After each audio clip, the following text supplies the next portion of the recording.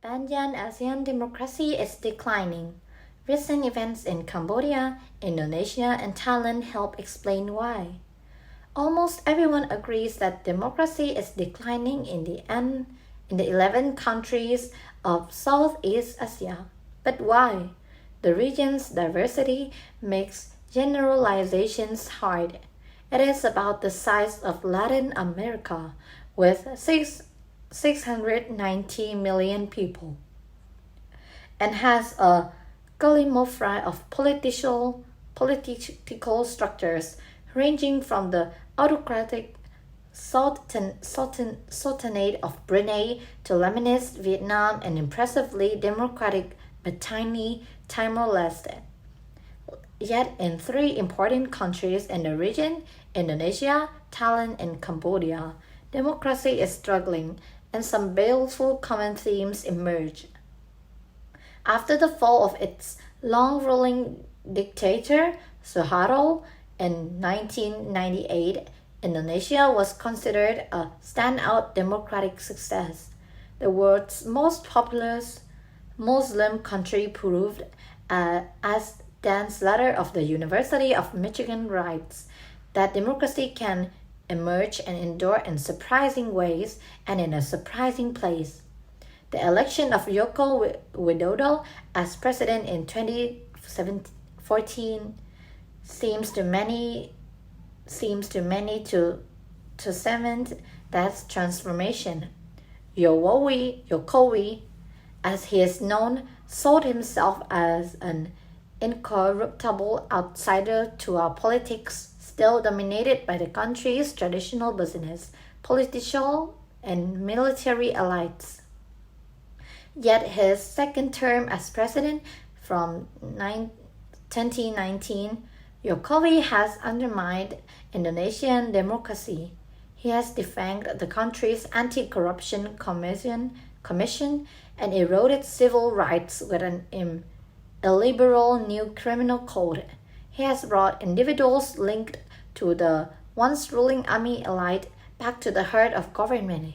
He backs as his successor Prabowo Subianto, a demagogue and former general. America formally banned Mr. Prabowo for alleged rights abuse. Many Indonesians see in him the spectre of the late Suharto, who was once his father-in-law. With the well-stocked campaign chest, he is the front-runner to win a presidential election next February. In Thailand, the setback is more visible.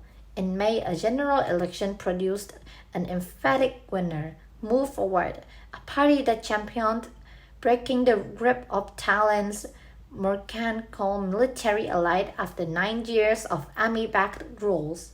But the elite moved to deny it power, sharing it instead with Thaksin Shinawatra, a former prime minister who promptly returned after years in exile. Mr. Thaksin was once considered the champion of ordinary Thais. The army twice launched coups against him in parties controlled by him. Now he is in bed with it. As for Cambodia, the UN spent millions fostering democracy in that war-torn land. There's little to show for it. On August 22nd, following elections in which the opposition was banned, the long-serving strongman Hun Sen made way for his son, Hun Manet. Cambodia is now a hereditary dictatorship like North Korea. A feature of all three countries is a personalized or dynastic approach to power. That is most obvious in Cambodia.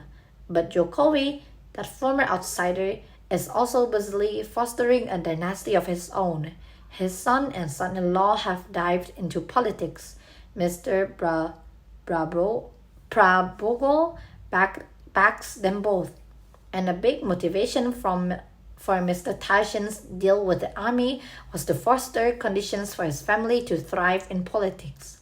His 37-year-old daughter, Pang Tong Tan, heads his Phil Thai party.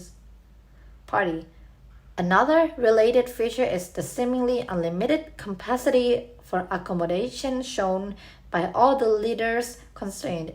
Jokowi decided to bring his two-time presidential challenger, Mr. Prabowo, into his cabinet. In Cambodia, the ruling party has bribed or bullied thousands of its opponents to join it.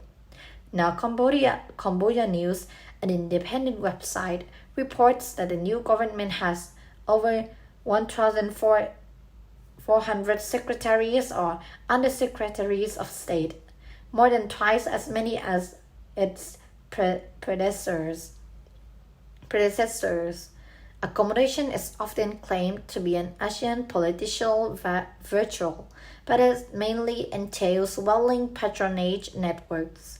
As Sebastian Strangel writes in the Diplomat magazines about Cambodia, such networks exist to milk resources. Expanded networks mean more corruption and cronyism, and let ordinary folk go hang.